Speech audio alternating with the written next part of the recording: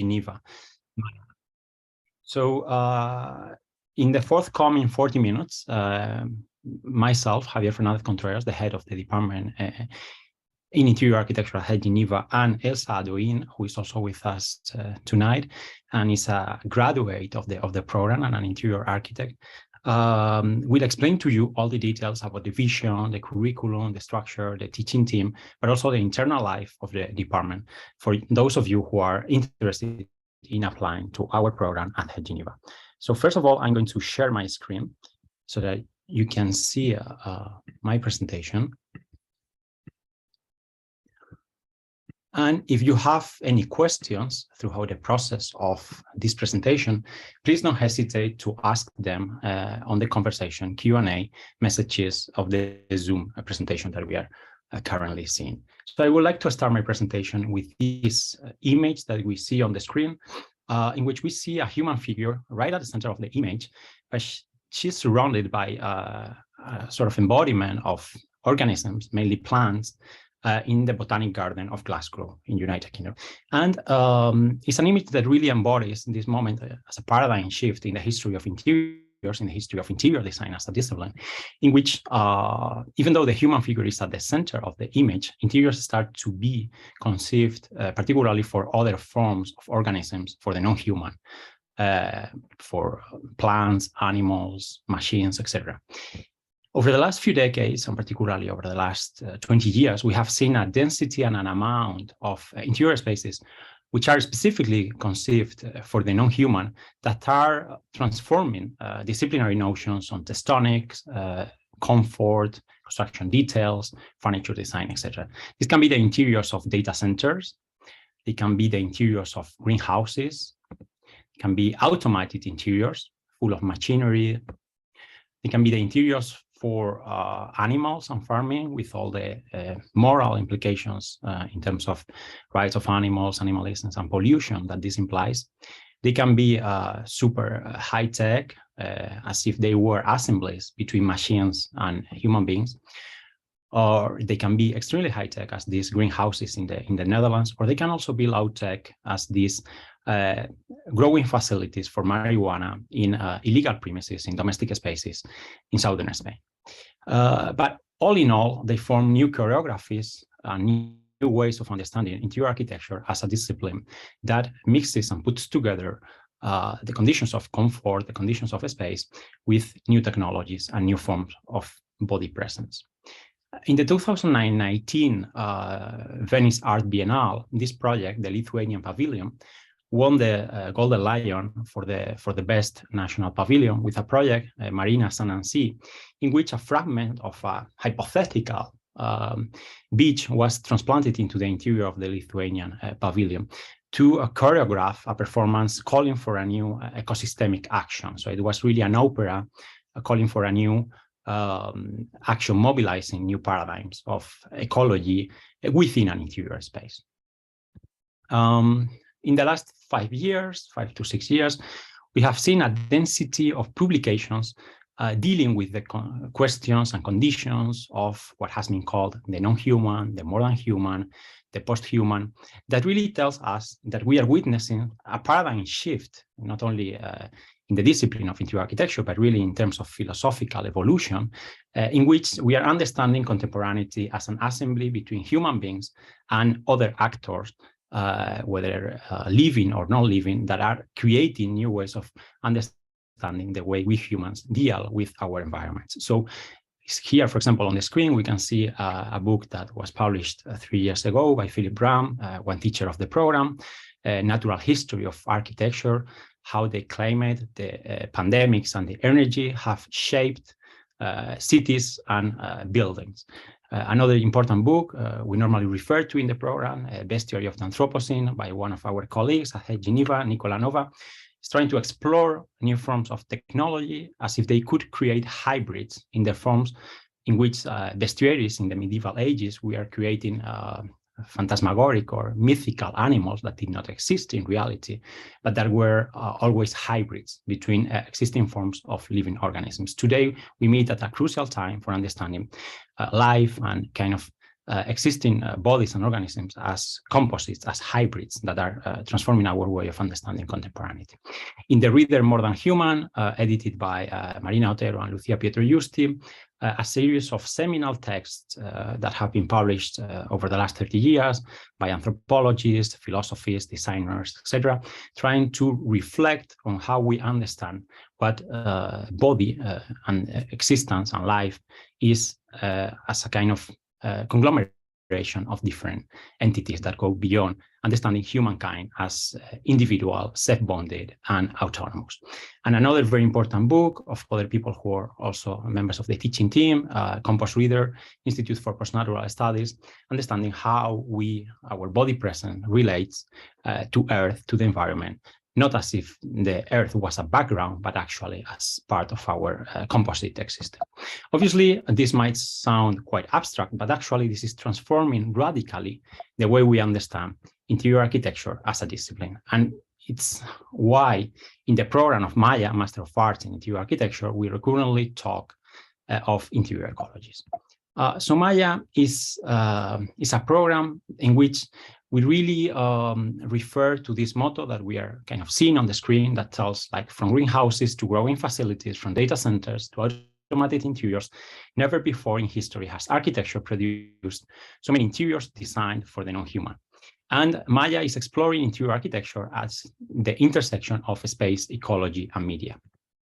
MAIA addresses both the responses to environmental and societal challenges, circular economy, carbon footprint, etc., and the implications of new ecological paradigms, the post-human, the non-human, the modern human, for interior architecture as a discipline in all its professional dimensions: space design, product design, new media, research, curatorial, and editorial practices.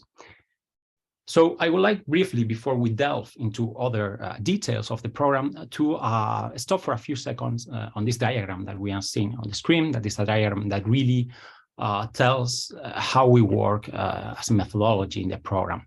So if we look at how the history of space design has been mediated since the beginning of human history, we realize that 200 years ago or 170 years ago, the thinking of a space, the thinking of interior spaces, was already mediated by an array of systems of representation and media that were very important to envision interior spaces. So orthographic projections, perspective projection, the realization of scale models, paintings, illustration, diagrams, theater, oral conversation, music practices, exhibitions, and of course, direct experience of space were already dominating mechanisms for understanding and thinking space.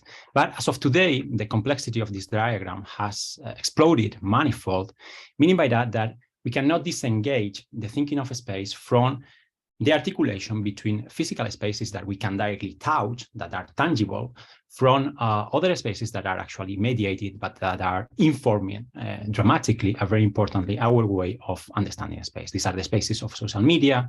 These are the spaces of different forms of representation that go from drawing to model making, to one-to-one scenography. These are the spaces of cinema. These are the spaces of theater, cartoons, etc.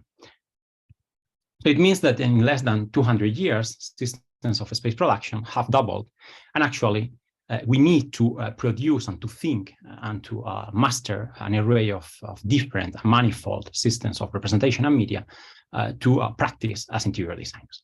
And how is that affecting the profession and the way of working as interior architects in the contemporary world? So MAIA is a 2-year professional master program granting candidacy to Reg A in interior architecture. So it's the professional body of interior architects in Switzerland. And more importantly, intensive expertise in professional projects in Switzerland and internationally. So HED Geneva is a very prominent institution and a school to that extent in pedagogy through real projects. So that means that actually we very rapidly go from hypothesis to action, from ideas to realization. So I would like to share with you a few projects that have been very prominent in the Department of Interior Architecture over the last few years, with the either central or tangential participation of MAIA students. So 3 years ago, we held in Geneva this very important international conference, Archipelago Architectures, in collaboration with EPIA, which is a kind of partner institution in Geneva, in which we were trying to explore the contemporary agendas of space design, interior architecture, and landscape architecture in a hybrid conference format in which we were trying to engage and assemble forms of primitivism, of kind of classic thinking, with new forms of virtuality, connection, and hypermediatization throughout the use of contemporary technology. As I said before, we go very rapidly from image to physical space and from media to realization, because we are absolutely convinced that we live in times in which the virtual and the physical cannot be disengaged, but actually they are producing endless crossovers and new forms of hybridization. So if we see this project that we are kind of witnessing on the screen, Herbarium of Interiors, it was a very important project that we did for the Milan Design Week in September 2021 with the curatorship of India Madhavi and of course the teaching team at Geneva, so Yuri Kravchenko and other teachers, and the central participation of the students. We were trying to explore interior spaces as if they were herbaria. And herbarium is a very important word because it's polysemic by definition. So it's a word in which a specimen, a plant, becomes an image of itself, but it also becomes a one-to-one model. So in this polysemy, we actually thought, and we think, that contemporary interiors are like herbariums. They traverse very rapidly from the domain of the image to the domain of the physical realization in endless iterations, editings, and crossovers. And we gave to students a series of spaces that cannot be visited physically, either because they have disappeared or because they never existed to be visited, such as the spaces of cinema or the spaces that have remained through photography, etc. And then students started to iterate these interior spaces, producing fragments, scale models that were meant to be filmed, projected, and ultimately potentially iterated and realized in one-to-one scale. So we are seeing here a kind of reinterpretation of the Korova bar. It's the mythical bar in the film A Clockwork Orange by Stanley Kubrick. And it's a very interesting story that predates the Instagram era, because in the case of the Korova bar, 2 years after the release of the movie in 1971, actually a lot of Korova bars were iterated in different locations of the world. So these were places that had never been visited physically because the bar only existed in cinematography. But very rapidly, people who were fascinated about the film started to open different Korova bars in different locations of the world, similar to what is happening nowadays with the Instagram era, in which people see images of interior spaces, and very rapidly these images inform the way they think interior spaces, and ultimately inform their domestic spaces, their working environments, their spaces of leisure, etc. So with the students of the MAIA program, we realized this iteration of the Korova bar by Stanley Kubrick for the Milan Design Week. It was called Milk Bar, in which we revisited the sensuality of the original design, removing the explicit sexuality of the space, and also inversing the centrality of the male human body in the original space by this kind of totemic presence, in which the female presence is kind of empowered and revisited in a contemporary way. It's one of the most successful projects in the history of the department, that was extensively published, circulated, disseminated. And also for us, this is very important to put students at the center of production, but also at the center of the credits of the projects that are realized in the department, so that when the students are graduated, their portfolio is composed partially by projects that are actually really built and realized and published. This is also a project we did a few years ago that started a new line of work with virtual reality in the department, in which we were trying to see how virtuality and physicality are entangled, and which are the agendas of interior design. And it was called Space Duality. And then with MAIA students, with the students in the program, in 2022, we revisited this kind of line of work to try to understand how the future of the metaverse and the future of virtual reality could transform design showrooms for design in venues such as the Milan Design Week, etc. So we see, for example, Elsa, she has behind her like a beautiful display of chairs, but actually in Milan, when we did this project, we were kind of trying to create virtual showrooms in which the pieces of furniture were not physically present, but they could be visited through virtual environments that were immersive thanks to the technology of virtual reality. So all the setup was coded and programmed by students, but also the scenography of the show was done by students. And very importantly, we move very rapidly from ideas to realization, and particularly for this project, we always tell students you cannot dissociate the production of ideas from the production of spaces. So apart from the realization of virtual rooms that were coded and visited through the spaces of virtual reality, we edited this publication with the students of the program, entering the room in collaboration with Volume magazine, a very prominent magazine on theory of architecture based in the Netherlands, in which the students became the editorial board of a potential new magazine in which they were choosing the content, the people to interview, the copy editing process and the graphic design, trying to explore the future of the metaverse, and particularly the implication of this potential metaverse in the plural for the discipline of interior architecture. That goes beyond the realization of projects that are built, exhibited. It also incorporates the realization of symposiums.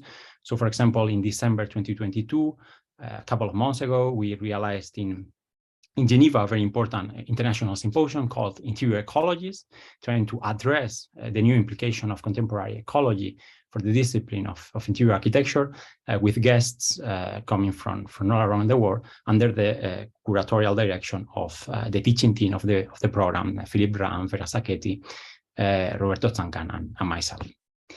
And of course, like in the same way I was saying before, that the program is produced at the intersection between physical spaces, ecology, and media, that also implies like putting students to work and to get their hands dirty quite often, and to understand how the new agendas of low carbon footprint, etc., and also mobilizing new paradigms of design through circularity, trying to understand how we inhabit interior spaces that are meant not to be demolished, but meant to be circulated, reappropriated, squared, and transformed. So we are seeing, for example, one project that the students of the program have been doing over the last semester in a building in Rue des Maraîchers in Geneva, in which the students have been demolishing parts of an existing building and trying to appropriate the building and occupy the building in different and creative ways. So the studio was a kind of ping-pong design process in which we were moving from demolition to construction of new insertions in this real building, one-to-one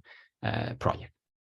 But also that affects not only the tectonics and the construction and the materials of interior spaces, but also like the way we understand product design, for example. So the program is not specialized in product design, but obviously being able to do bespoke products, be able to do and to circulate pieces of design into new forms of materiality is central in the program. So in this workshop that I'm displaying on the screen that was done under the direction of APROPA, the students were trying to understand how processes of material demolition of existing buildings can create new paradigms of product design in which there is no waste. Actually, all the materials of demolition become raw materials for doing unique pieces that can only exist thanks to their belonging to a kind of series of material processes that have been existing and coming from the past decades. And obviously, this also implies understanding that contemporary design, and particularly interior architecture as a design discipline, is never a solo practice. It's always a collective work. It always implies collective processes of discussion, of collaboration, of negotiation, and ultimately of realization. But as I said in the beginning, contemporary interior design and architecture can never be disengaged from its production as media, and that obviously entangles forms of representation that go beyond the usual suspects of architectural design, such as the drawing, the model making, etc. So the project also works with a very diverse array of forms of production that also incorporates cinema, in some cases coding, the metaverse, etc. So I would like to show you not only a result of this workshop, that was a workshop very centered on contemporary agendas of circularity, but other workshop that was questioning new responsibilities in the contemporary situations of pollution, climate change, etc. And students were trying to communicate in these kind of situations through the form of media and cinema.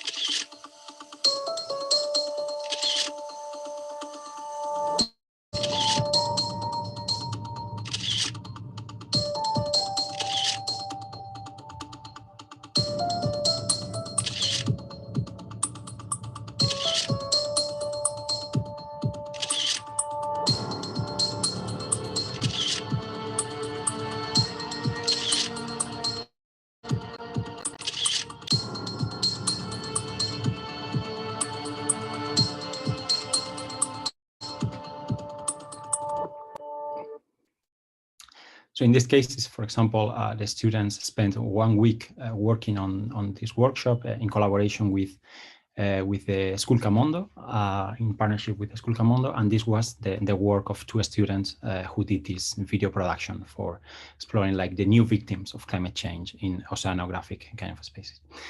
And then obviously understanding that contemporary design and particularly interior architecture as a practice is multidimensional, multimedia, that it entangles and addresses both the physical and the virtual, and new forms of representation that incorporate the mass media, etc., implies that by definition, the teaching team is multidisciplinary, and meaning by that we have a set of people in the team who come from different backgrounds, whether they are editorial, practicing, curatorial, researching, journalistic, etc., that really put you in contact with a different kind of forms of practice that are crucial for the discipline of interior architecture. They are all practitioners. That is very peculiar of the program. So they all practice, but we understand practice as an array of different kind of activities that entangle both the intellectual and the design. So for example, a crucial person for constructing the intellectual vision of the program is Versa Ketty, who is a design critic and curator. She was, for example, the chief curator of this event I was displaying on the screen before, Archipelago Architectures, that we did in collaboration with EPIA. Yuri Kravchenko, who is an architect and a brilliant interior architect. He's the founding principal of the office ICRA in Geneva, which is extremely important for realizing like very well-known public interiors in the context of Switzerland, but also internationally. And he was the project leader of this project I was showing before, Variant of Interior, Milk Bar, in collaboration with India Malawi. Philip Ram, who is one of the most important architects and theoreticians on contemporary issues of energy consumption, sustainability, the non-human history of architecture. He has previously been teacher at different American universities, Cornell, Harvard, etc., and now it's part of the team at MAIA as an associate professor.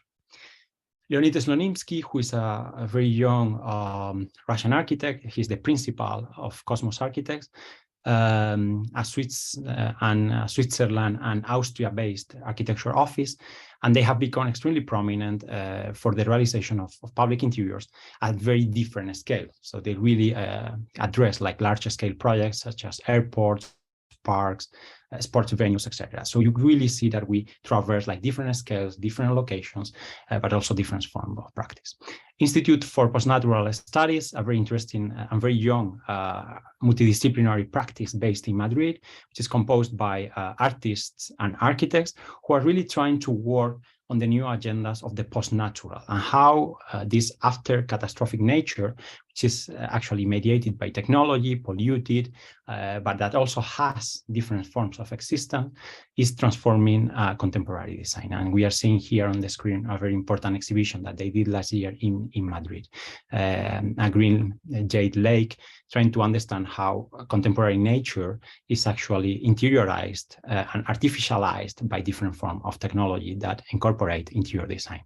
Lucia Pietrogiusti, a formidable and extremely important art curator on questions of ecology. She's the chief curator for the ecology project at the Serpentine Gallery in London, but she was also like the chief curator of this project I was referring to before, Marina Sanansi, which won the Golden Lion at the Venice Biennale in 2018. So really for questions of art and ecology, she's probably one of the most prominent figures in the world. Apropa, a very young Geneva-based office specialized on questions of circularity, upcycling, and lighting. they were the responsible of this workshop I was showing before on how to transform materials coming from derelict construction site into new forms of design. And they are graduates from the school, from Head Geneva. Bas Prinsen, one of the most important architecture photographers in the world.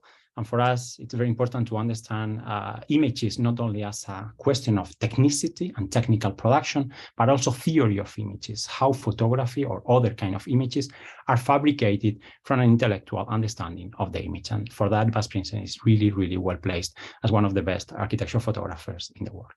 Hyper Studio, a Madrid-based digital office integrated by these three people that we see on the screen, who have been trained as architects, but are now practicing mainly as digital designers, mobilizing new agendas of space design through digital coding that are actually mobilizing like new ways of understanding what the space is about. Guillaume Yeu, who is an expert on blockchain economy and cryptocurrencies. He's the founder and partner of Hinterland, which is a Web3 enterprise, which has been the first one to connect the European or the Western blockchain with the Chinese blockchain for the first time in history. So extremely well known for this kind of super specialized work. And actually he's responsible for teaching new economies of design, of space design in the blockchain. Marina Otero, she's also like regularly invited to do one-day interventions, explaining her practice as one of the most important curators in the world of architecture. She was formerly the responsible of research at the Nieuwe Institute in Rotterdam. Now she's the responsible of the Master Social Design at the Eindhoven Academy, and she was the chief curator of this project that we are seeing on the screen, the Dutch Pavilion at the 2018 Venice Architecture Biennale. Lidet Bredels, who is a very important journalist and theoretician and architectural historian, and she was formerly the editor-in-chief of this journal volume, with which we regularly collaborate. So the publication I was showing before, Entering the Room, on new agendas on the metaverse, etc., was done in collaboration with Volume Magazine.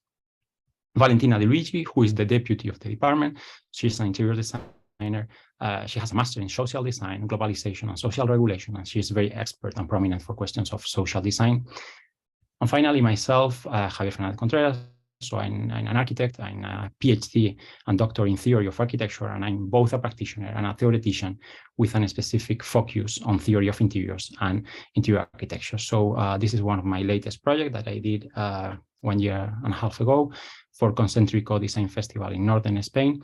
And next to the realization and construction of projects, either in the context of Head or independently, I also publish regularly in the form of essays, critical articles, interviews, and books that really try to understand how media, whether it's kind of classic media, drawing, photography, etc., or new media, such as kind of metaverse, virtuality, coding, or the video games, are shaping the agenda of space design, and more particularly of interior architecture.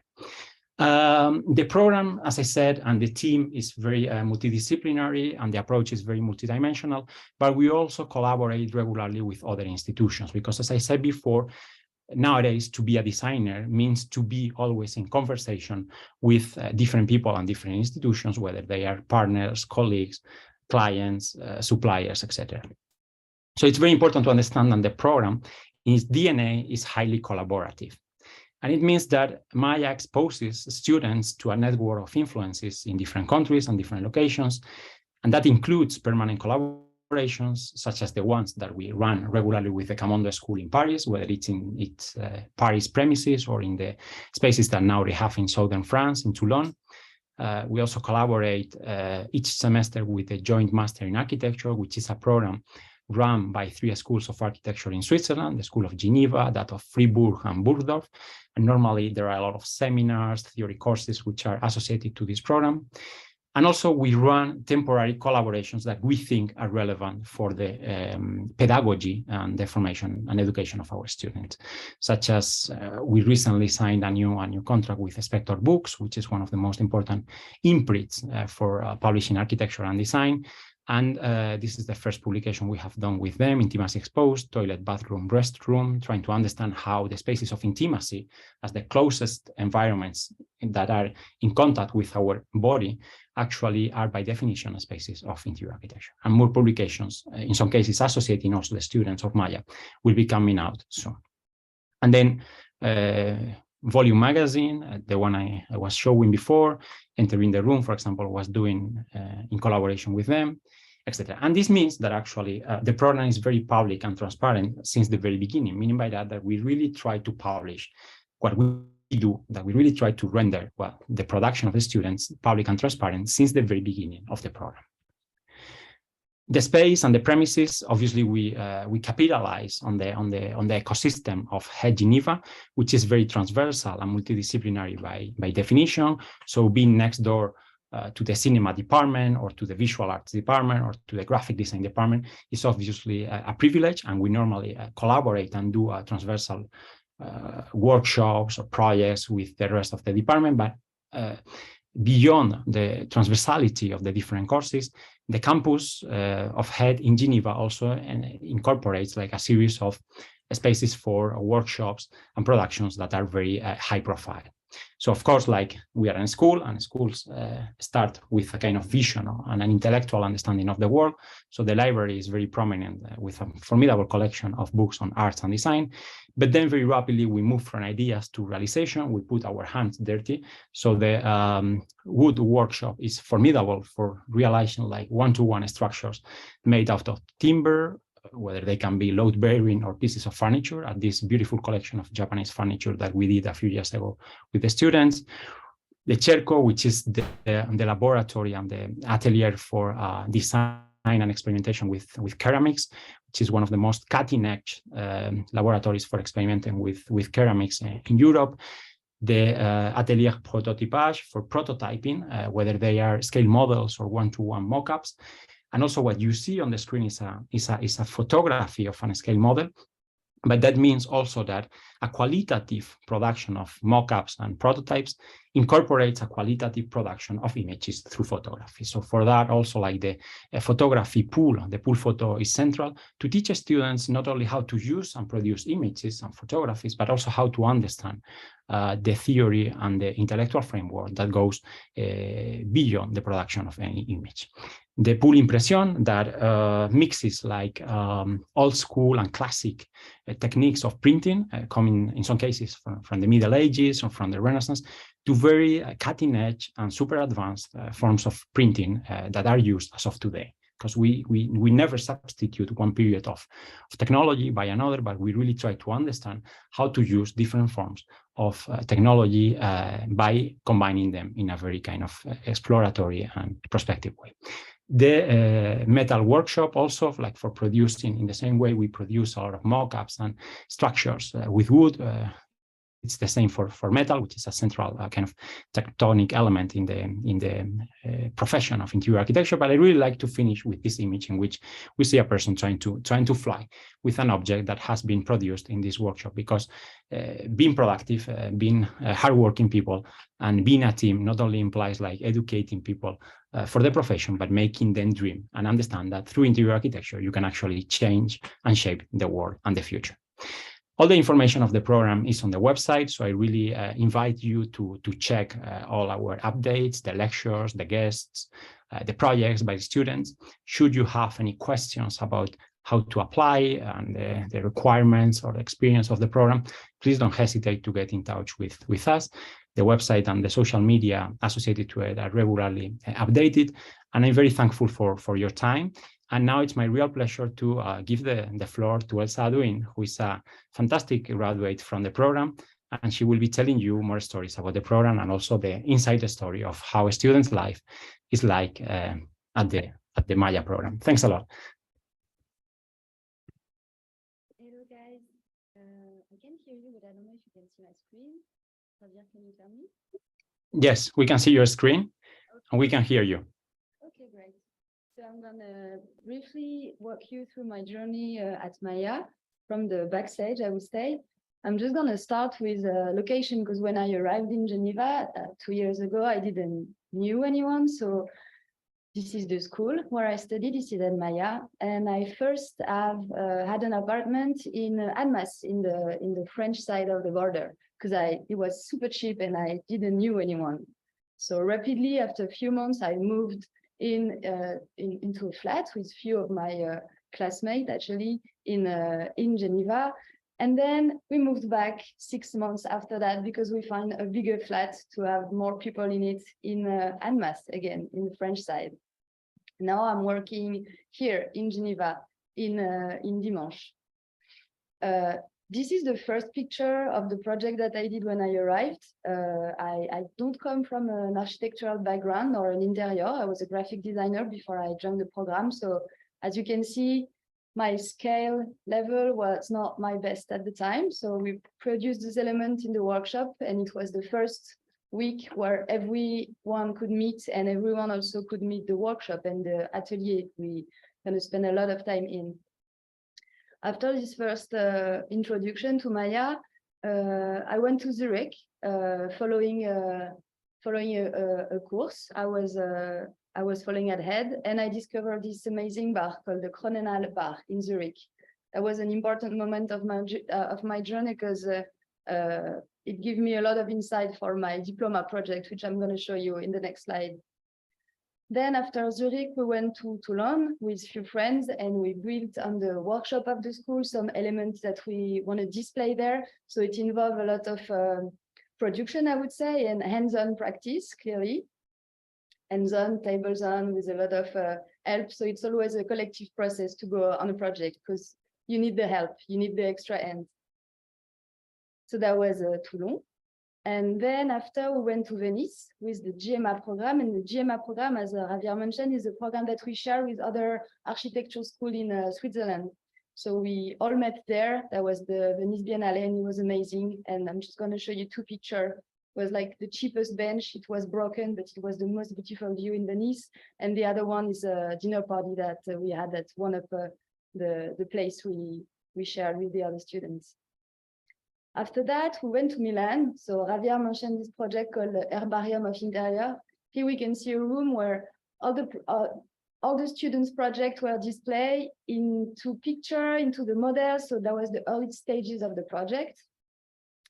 And then there was the milk bar that Javier showed you before. Of course, we had to do all the montage, the assemblage, and then we have to pour the drinks. So on the backstage, there's a lot of washing to do in this amazing cup size shape as books that we produce for the event. It also involved a lot of hands-on practice and a lot of matching costume to go hang out in the city by night because we deserved it after like a lot of day of working hard. And then we arriving at the end of the MAIA, we went to Basel to the amazing new archive of Louis Barragan architecture that just opened in Vitra Museum. So we went to study in the archive, mostly the photography, the work of the architect through the photography that we have, because we have a lot of them. So we went in detail through them with Bas Springsen, and it was an amazing journey. And then from Vitra to the plane, we went to Mexico to see the place for real. And this was the, let's say, the closing class of my 2 years at MAIA, and it was the most amazing thing to end up the program like that. This is all of us together in the actual building of Louis Barragan. So that was my journey at MAIA, and I'm just gonna go quickly through what I did during those 2 years. We all have a different practice, I would say, in MAIA. Some are more focused on the larger space, or are more focused on the social issue. Some are more focused on object. And my work was really focused around object, I would say, and I learned why and how to make them through the whole process. So I mentioned the first bar that I visited in Zurich, so the one that you can see here on the screen. So this particular experience allows me to produce a series of objects questioning the purpose of the heritage and how to refer to a picture, how to refer to a style, how to refer to some famous designer or architect that would produce objects. So this is the first collection I did for the first atelier we had in MAIA. It was also for me a great excuse to explore all the workshops that we have at school, the wood workshop, the metal workshop, the ceramic workshop, which allows me to produce a one-to-one object with amazing technology that we have available here. It's it's really great. So that was the first project, and after this first project, I produced a small collection of pieces out of that, based on the fact that I can then develop a small collection and to understand the process of what does it mean to make a prototype, and then what does it mean to produce a series based on the same system. I will just go rapidly on that. Then I think I'm going to show you another project, and this is, I'm going to loop 3 ateliers to end up with my diploma project because we don't have a lot of time. So this one was really focused on the work of food, and specifically the work, the ornamental aspect of wood, I would say. So from this project, I started to work with the cheapest wood we can find in the building, which is the carpentry, I would say. And I used to develop a mapping pattern of it using the reference of the work of marble that was preeminent in architecture around the 40s and the 50s. So it ended up making a collection of cabinets out of this particular pattern created out of, I would say, not luxury wood, which is pine in this case. Then, referring to Milano and to the trip we went, I created this small collection of tiny objects which allowed me to make composition out of drinks and glass, and it was a festive way to celebrate the aperitivo in Italy and the collection of drinks and figure that you can have there. Once again, those were all excuses to explore the possibility of the wood workshop that we have, and to see how the technical production of the object could fit an industrial or non-industrial way of producing. This is another object. It's triangular pieces, and this one is referring to a drawing I found of Nondavigo, which is a person, an Italian designer, passed away a few years ago, and I went through the archive of her work in Milan for my thesis project. And in this archive, I've encountered a lot of drawing from art, including this one that gave me inspiration to produce this wooden piece. And then also as a tribute to Nondavigo, again, I produced a collection of a lamp based on the light design she produced in the 60s. Those were produced in order to fit in order to exploit the small piece of wood that we can find in construction, mostly for flooring or mostly for covering the wall. It can be still used in a different way while cutting with a CNC machine. So this is a machine-made type of cut. Yeah, this is 3D, and this is the rest of the collection. And that was it. That was a short view on the journey that I did to MAIA and the work I did on the workshop and where it was exposed. And I'm happy to say that after this diploma, I received the prize from the contemporary art in Geneva, in the canton of Genève.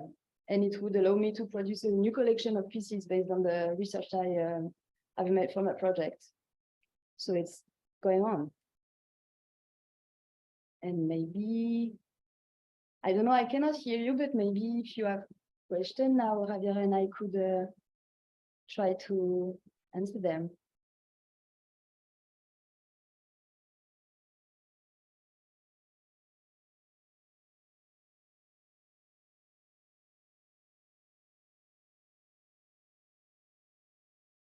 So thanks a lot, Elsa. So I think that I'm seeing that we have a question live that just arrived. So maybe we're going to to reply live. So it says like, what is the size of the student cohort? So normally each cohort has an average of 12 students. It can be a bit more, so it can go up to 15, or it can be a bit fewer, so it can go down to 10, but it's between 10 and 15 students per cohort. And as Elsa has very beautifully presented, as we run collaborations with other programs, such as the Come on the School or the Joint Master in Architecture, sometimes for short courses, in short courses, you would be with up to 40 people or 30 people, but normally the cohort is around 12 people. That's the hardcore team. I don't know if you want to elaborate a bit on that, Elsa. Yeah, I must say that on the 12, it's for my part, it was a really international one. I think we had 8 different nationalities in the 12 person. So yeah, a lot of meeting new people and learning new language when you arrived. Everything is in English, obviously, but we had notion of Japanese, Iranian, Albanian, Polish. So yeah, I would add it's a nice batch.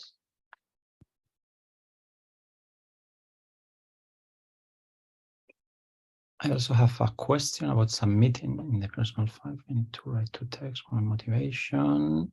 And the second, intellectual and professional positioning in the field of contemporary design. Motivational is understandable. For the second, I don't have many implementations.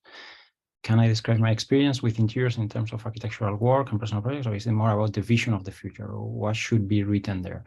Well, I mean, it's a combination of both. I mean, don't be afraid by not having like a direct reply coming from the discipline, but we are mainly interested in understanding your potential and how you see the world, basically. So we really are fascinated by people who have kind of a knack for creativity and for understanding contemporaneity, and that is what you have to convey in this. You have to seduce, in a way, the commission who will be interviewing you as a candidate, but don't be afraid not to come from a kind of a space design or architectural background. And I think that the example of Elsa is very prominent on that, because she was one of the best students of her cohort, but she was not coming from architectural design or interior design. So maybe Elsa, you can also elaborate a bit on this and tell how actually your graphic design background was very important actually for your practice in the program. Yeah, and I think it can also answer Leila question about the background. We were on the 12th of my year, we were having a really different type of background. We had an architect, Nobuyoshi, coming from Japan, who's been practicing architecture for the last 15 years. So he was already super high level in his field, and we wanted to explore another way of perceiving the space with another sensibility. So you arrive with a strong background. Me, I had no background. I didn't know how to make a 3D or a plan, or I had to learn those tools. But I think that was the most interesting part of the program, is that we really had different background. So it's quite open in terms of diversity of your parcours before you entering the school. Mm-hmm. Yes, definitely. I also see another question that we are going to reply live. So is the program accessible for architects who obtain a diploma in France? Yes. So normally architecture, a bachelor in architecture is very close to interior architecture, and therefore it's totally possible. And then, like, I see many projects are around objects and design. Are there also projects around living spaces? Yes, definitely yes. So obviously, have to understand that living spaces today are kind of connected to a variety of kind of interiors, and in a way they are all forms of public domain, so to say, because like they are connected, mediatized through different platforms. But obviously the program, as I said before in the presentation, addresses like the entanglements and the hybridization between products, technologies, bodies, and spaces. So therefore, there is a centrality and an importance of objects and design, but it goes way beyond that. It's multi-scalar, and it touches upon the scales of the interiors, the architecture, and the territory, and the spaces of virtuality, such as the metaverse and the new technologies. So definitely there are objects, but it goes way beyond that.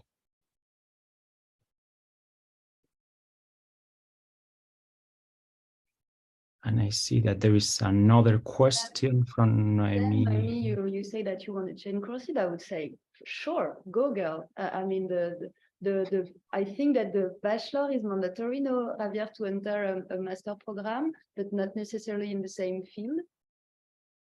Or... Yes, I mean, we normally welcome bachelor degrees that are related to design domains, basically, which was your case, Elsa, for example. So you were a graphic designer, and you are a graphic designer as well. But then, therefore, coming from a background of design, you are totally able to apply for the program, and then it depends on the quality of your portfolio and of your application to see whether you will make your way into the program. But please don't feel any border or any frontier because you don't have a background in space design, because actually normally in most of the cases people who have no background in space design actually see the discipline in a very kind of creative and experimental way, and we are really interested in actually seeing this kind of practices in the program.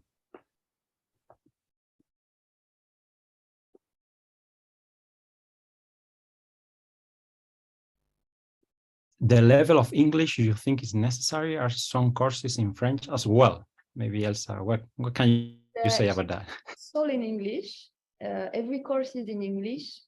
Most of the tutor can speak French, but it's yeah, and with the students, it depends because there are so many languages, but you don't have to speak French for sure. And the level of English, I would say, can be minimized. For example, Nobuyoshi, when he arrived, he could really barely speak, and he was the best of his class. So I think since we are such a small group of students, it's really easy to get the time with the tutor for him to explain it slowly, and we have the help of the other classmates. So I think language should not be an issue. But if you want to get in with the basic knowledge of English, be sure that it will improve in the 2 years, because that's for sure we're going to speak English.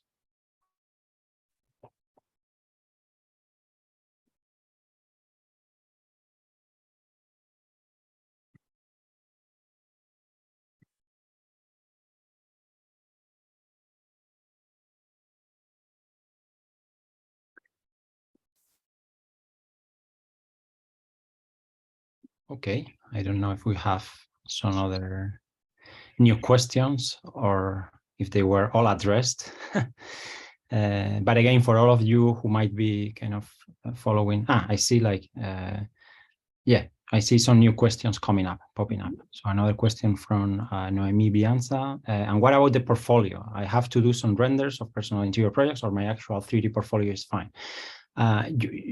I would say you don't really have to produce kind of new content for the portfolio. I mean, we are interested in your real portfolio. So, I mean, your 3D portfolio should be fine, because that's what your background is about. So just focus on displaying and curating the best possible selection of your previous work and make it beautiful. And we are not interested in quantity also, so that's something that you have to keep in mind. So a very nicely designed portfolio with a few pages, but very beautiful kind of production and design should be enough to tell us about what your way of designing is like.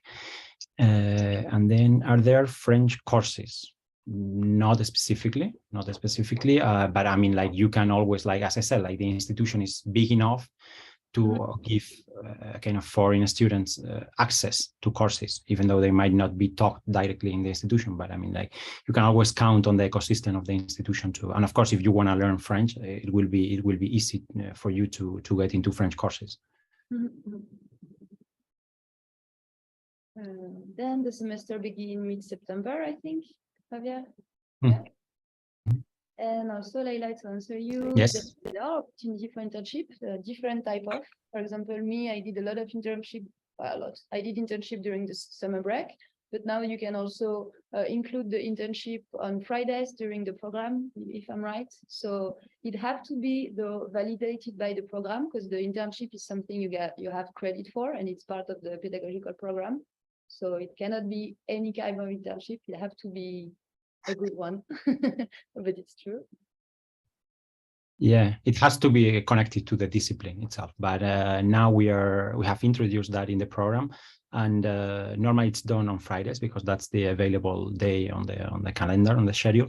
But it can also be done in summer, etc. And then if we validate the quality of the office or of the practice in which you might be practicing, then you get some credits out of this internship. So it's more than welcome, actually.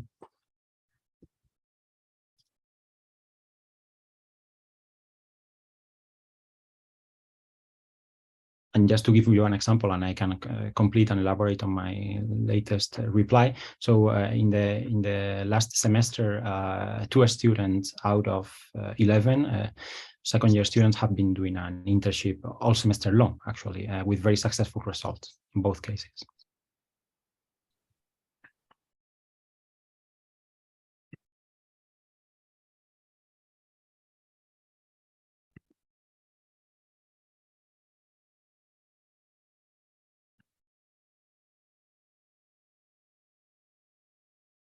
Questions? I think which websites did you find your room? What do you mean? Your room? Our background pictures? Yeah, I don't understand it myself either. Can you explain what your question is about? Okay, student housing. Okay, for sure. That's this one's for me. When I arrived, I found that on the French site through Le Bon Coin, which is a random website when you can find that. You have some info also through the school who passes on all the when a spot open in a new flat, the school redirect you. There's also this program in Geneva called La Sigu, and it's an association program, and you can apply with any type of background when you're a student, and they facilitate you housing, and it's generally in collective buildings. A lot of students from the program are actually living there. It's super cheap. And also, if you want to live in Geneva, then you have the official annonce, I would say, to find a place for yourself. It will all depend on your budget and also on your status. But with your student status, you have no problem to find a place to stay, though it will depend on the budgets that you have then.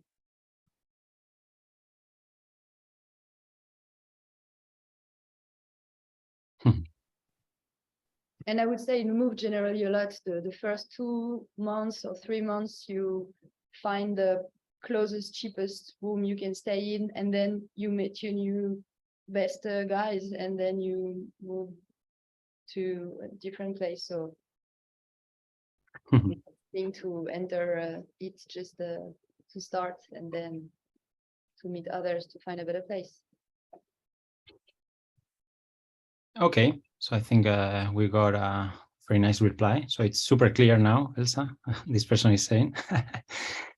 So I think it's time to end this session. So thank you all for joining and for your questions. And we are more than happy to keep on being in direct communication with you all. So should you have any other questions, please send your emails to the email addresses that you can find on HED Geneva's website, where you have like the apply section. And other than that, please feel free to contact me directly or Elsa. Like our kind of email addresses are on the website of HED MAIA. So Elsa, she's an alumni, so you can find her profile on the alumni section, and I'm the head of the department, so my email is also on the website. Thanks a lot, Elsa. It's a real pleasure to see you so well accompanied by those beautiful chairs. You have the books, I have the chairs. Exactly.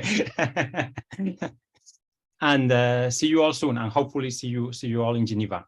Ciao. Bye. Bye.